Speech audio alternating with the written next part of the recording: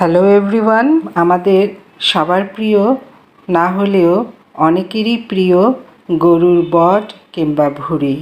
এই রেসিপিটি আজ আপনাদের সাথে শেয়ার করব। আশা করি রেসিপিটি আপনাদের ভালো লাগবে। যাদের এই প্রিয় বট বা ভুঁড়ি তারা অবশ্যই এটি অনেক মজা করে খেয়ে থাকেন।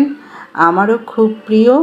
তাহলে চলুন আর কথা না বাড়িয়ে এই বট ভুনাটা কিংবা ভুঁড়ি ভুনাটা দেখে নিই। কেটে রাখা পরিষ্কার করা বট নিয়ে নিলাম। পিসগুলো দেখুন কত সুন্দর করে ভিনেগার, লবণ, হলুদ মাখিয়ে ভালো করে ধুয়ে নিয়েছি। হালকা গরম পানি দিয়েও ধুয়ে নিয়েছি। এই বট পরিষ্কার পদ্ধতিটা দেওয়া আছে আমার পেজে, ভিডিও আকারে দেখে নেবেন। তাহলে মূল রান্নায় চলে এলাম।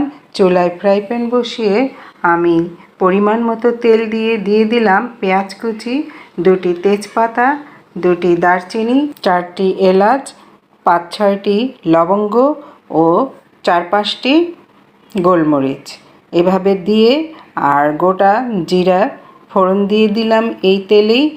এভাবে ভেজে নিলাম। আদা রসুন বাটা দিয়ে দিলাম 2 টেবিল চামচ করে, পেঁয়াজ বাটা দিয়ে দিলাম 2 টেবিল চামচ। মশলাটা কষিয়ে কাঁচা গন্ধ যাওয়ার পর দিয়ে দিলাম পরিষ্কার করা ধুয়ে রাখা বটের টুকরোগুলো। এখানে স্বাদ মতো লবণ দিয়ে আমি এই মশলার সাথে মিশিয়ে ঢেকে দিলাম। এখানে আমি 15-20 মিনিটের মতো রান্না করব। চুলার ফ্লেমটি মিডিয়াম হিটে রাখা আছে। এরপর দিয়ে দিব রান্নার মশলা। দিয়ে দিয়েছি মরিচের গুঁড়ো 2 টেবিল চামচ। ঝালটা আরও বেশি খেতে চাইলে আপনারা 3 টেবিল চামচও দিতে পারেন। ধনিয়া গুঁড়ো দিয়ে দিলাম 1.5 টেবিল চামচ। হলুদ গুঁড়ো দিয়ে দিলাম আধা টেবিল চামচ। এরপর দিয়ে দিব জিরে গুঁড়া। জিরে গুঁড়াটা অবশ্যই দেবেন। আর এই মশলাটা দেওয়ার পর দেখলাম কোনো ধরনের গন্ধ নেই।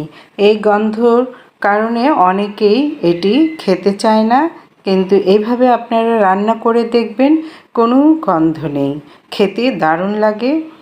এবারও ঢেকে দিলাম 15-20 মিনিটের জন্যে। অনেকক্ষণ এটা রান্না করলে কিন্তু স্বাদ ভালো আসে।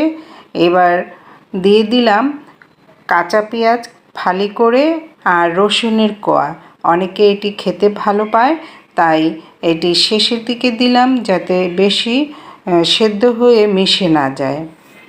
দেখুন খুব সুন্দর কালার এসেছে, তেল উপরে ভেসে এসেছে। ভিউয়ার্স, ভিডিওটি ভালো লাগলে পেজটি ফলো দিয়ে লাইক কমেন্ট করবেন। সবাই ভিডিওটি শেয়ার করে দিবেন অন্য বন্ধুদেরকে দেখার জন্যে। তো ভিউয়ার্স, যারা ইউটিউব চ্যানেল থেকে দেখছেন তারা চ্যানেলটি সাবস্ক্রাইব করে পাশে থাকা বেল আইকনটি প্রেস করে দিবেন। ব্যাস, এখন গরম মশলা দিয়ে নেড়েচেড়ে একটি ডিশে সার্ভ করে নিলাম। দারুণ এই ভুঁড়ি ভুনাটা। আশা করি আপনাদের কাছে রেসিপিটি ভালো লেগেছে। আপনারাও এভাবে রান্না করে দেখবেন, আপনাদেরও ভালো লাগবে। তাহলে ভিউয়ার্স, আজ এই পর্যন্তই। দেখা হবে নতুন রেসিপিতে। আল্লাহ হাফেজ।